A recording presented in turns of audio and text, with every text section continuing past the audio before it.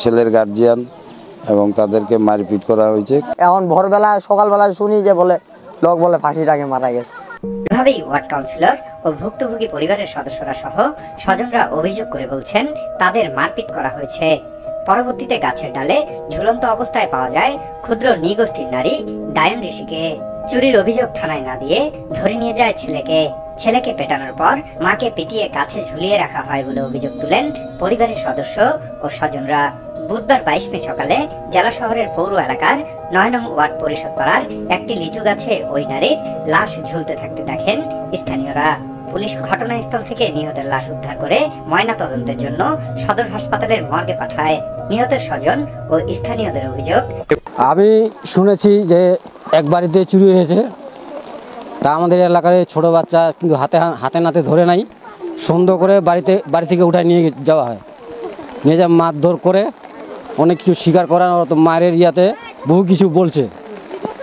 এটা সারাদিন তো গেছে আমরা মেম্বারকেও জানাইছি, ও তো ইলেকশনের ব্যস্ততায় আসতে পারে নাই।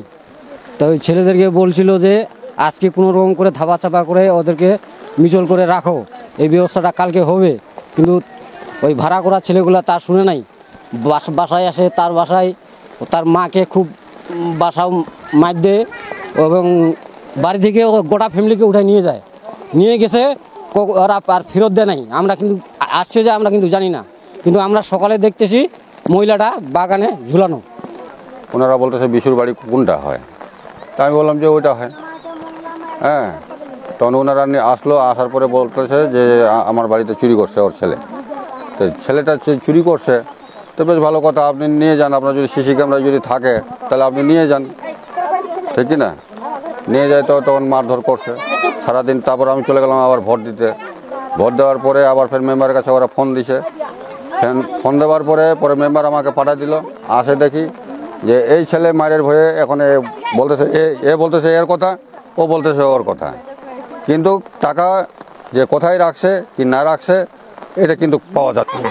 গেল সোমবার 20 মে পরিষদ পাড়ার লিটনের বাসায় চুরির ঘটনা ঘটে। এই ঘটনার পর নূর আলম সহ তার লোকজন পরদিন চোর সন্দেহে একই গ্রামের দয়ান ঋষির ছোট ছেলে রাজেন ও রঞ্জিতকে তার বাসায় আটক করে রাখে। পরে লিটনের আত্মীয় আমজাদ সহ কয়েকজন মিলে ওই ওয়ার্ডের কাউন্সিলর দোলন কুমার মজুমদারের সাথে দেখা করে চুরির বিষয়টি অবগত করেন। এ সময় কাউন্সিলর তাদের পুলিশ প্রশাসনের সহযোগিতা নেওয়ার পরামর্শ দেন, কিন্তু বাড়ির মালিক লিটন কাউন্সিলরের কথা না শুনে চুরির ঘটনায় কয়েক লক্ষ টাকা ও কয়েক ভরি স্বর্ণ অলংকার খোয়া গেছে দাবি করে আটককৃতদের কয়েক দফায় বেধড়ক মারপিট করে। 6 লাখ 7 লাখ করে টাকা দিছি, তখন ওই বলতেছে না আমি তো সকালে উঠে ভাত তরকারি পাক করে খুয়া ভাঙতে গেছি, ওই যে ইট যে ভাঙে ওইগুলো ভাঙতে গেছি, ইট পাথর ভাঙতে গেছি। ও বলছে টাকা দেনি। আর আমরা যখন বলতে যাই ওই শয়তান লোকগুলো বলতেছে তোরা কথা বলবি না, যে কথা বলবি তাদেরকে 7 লাখ 8 লাখ দিতে কথা বলতে হবে। তখন আমরা বলতেছি যে আপনারা যে এরকম করে ওকে যে মারছেন ধরে, ওরা তো ভয়ে চোদনে ছুয়াগুলো বলতেছে যে হ্যাঁ টাকা নিছি, হ্যাঁ টাকা নিয়ে ওর মাকে বলতেছি। তখন আমরা ওর মাকে বললাম বুঝাই, আমরা বললাম যে টাকা নিছিস নাকি? কিছু না রে মা, আমাকে টাকা দেনি আমার ছেলে, আমি মায়ের ভয়ে এরকম করে চাপ দিয়ে ওরকম টর্চার করে ওরকম বলতেছে। তখন রাতের বেলা ওরা বললো যে এরা স্বীকার নিবে না, পুলিশের কাছে যাই আমরা দিয়ে আসবো পুলিশের কাছে।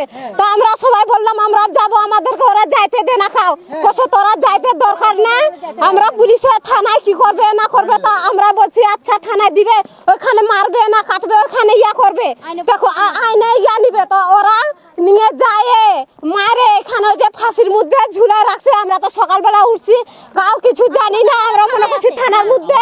তখন আমরা মনে করছি যে থানাতে যাব আমরা সবাই। তখন থানার মধ্যে যাই, মেম্বার চেয়ারম্যানকে নিয়ে যাব থানাতে, যে কোনো একটা ইয়া হবে। তখন আমরা সকালবেলা দেখতেছি যে ওকে মারে আমাদের যে পাশে লিচু গাছে ঝুলে রাখছে। দুই কিশোরকে ছেড়ে দেওয়ার পর ওই দিন রাতে অজ্ঞাতরা রাজেনের মা দায়ন ঋষিকে বাড়ি থেকে ডেকে নেয় চুরির বিষয়টি সমাধানের জন্য। পরে সে আর বাসায় ফিরেনি।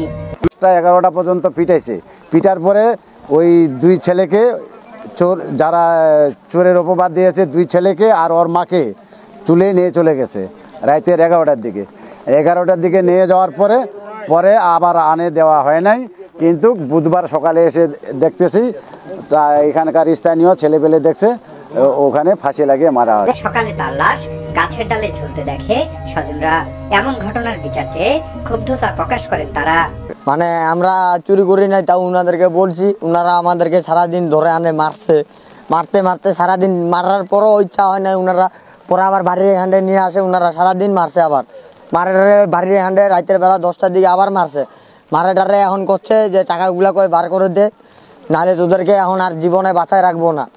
তখন আমরা ভয় চোদে এই যে আমি আর এই ছেলে মিলে একসাথে মিলে মানে উনার মার কথা বলছিলাম যে টাকা পয়সা উনার মার কাছে আসলে, কিন্তু উনার ছেলেও নেয় নাই, আমিও নেই নাই, উনার মাও নেয় নাই।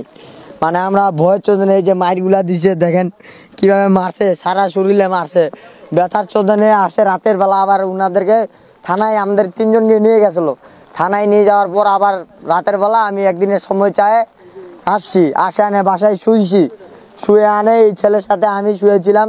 আমার তো গোটা অঙ্গে ব্যথা করতেছে, উনারও ব্যথা করতেছিল। মানে রাতের বেলা কে যে আনি আসে ডাক দিল, মানে ওই বাড়ির মহিলাটা বার হয়ে গেল, নানি বার হয়ে গেল। বার হওয়ার পর আমরা তো শুয়ে আছি, এখন ঘুমাইতে ঘুমাইতে আমরা তো আর বার হইতে পারি নাই, আমাদের তো গোটা শরীরে ব্যথা, আমরা তো হাঁটতেও পারি না, কেমন করে হাঁটবো। মানে মারছে এমনভাবে সারাদিন ধরে গুরুর মতন মারছে আমাদেরকে, মারে ডারে আনে, কেমনে আমরা হাঁটতে পারবো বলেন? এই যে গোটা শরীর দেখাচ্ছি কেমনে মারছে আমাদেরকে, যে মারে টারে এই যে প্লাস দিয়ে আবার আমার এই পাছার মাংসটাতেও আবার ইয়া করছে, লোকগুলা মানে ইয়া করছে, সব হ্যারাসমেন্ট বাস ভাঙছে আমাদের শরীরের উপর, মানে যা যাবতীয় লাগে সবাই মারছে আর কি। মানে ডারে রাতের বেলা উনাকে ডাকে নিয়ে গেছে নাকি, আমরা তো শুয়েছিলাম, এখন মানে ঘুম থেকে উঠে ওই আর আমি তো উঠি নাই ঘুম থেকে, ওই আমার আগে ঘুম থেকে উঠছে। আমার তো মানে গোটা কোমর ব্যথা করছে, আমার এই পায়ে রোড লাগানো আছে, আমি তো মনে করেন যে এখন ঘুম থেকে উঠতে পারি নাই। এখন ভোরবেলা সকালবেলা শুনি যে বলে লোক বলে ফাঁসিটাকে মারা গেছে। ছেলেগুলা চুরি করছে, ছেলেগুলাকে ধরে মারবে, চুরি করছে কিনা করছে তো বাচ্চাগুলাকে মারবে, আর মহিলা মানুষগুলা ছেলেগুলা ধরে কেন মার দিবে?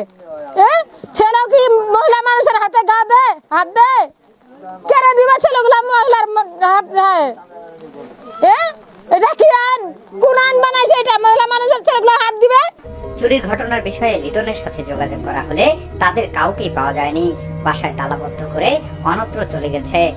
এ বিষয়ে ওই ওয়ার্ডের কাউন্সিলর দোলন কুমার মজুমদার জানান, রাত্রে এই ঘটনা শুনতে পারছি আমি আবার, যে ওই ছেলের গার্জিয়ান এবং তাদেরকে মারপিট করা হয়েছে। করার পরে রাত্রেবেলা আমাকে তারা ফোনে কন্ট্যাক্ট করে, আমি তাদেরকে বলছি যে না, এখন আপনারা প্রশাসনে হেল্প নেন, প্রশাসনের সাথেই যোগাযোগ করেন, যা করার প্রশাসনই করবে, কিন্তু তারা আমার কথা শুনেনি।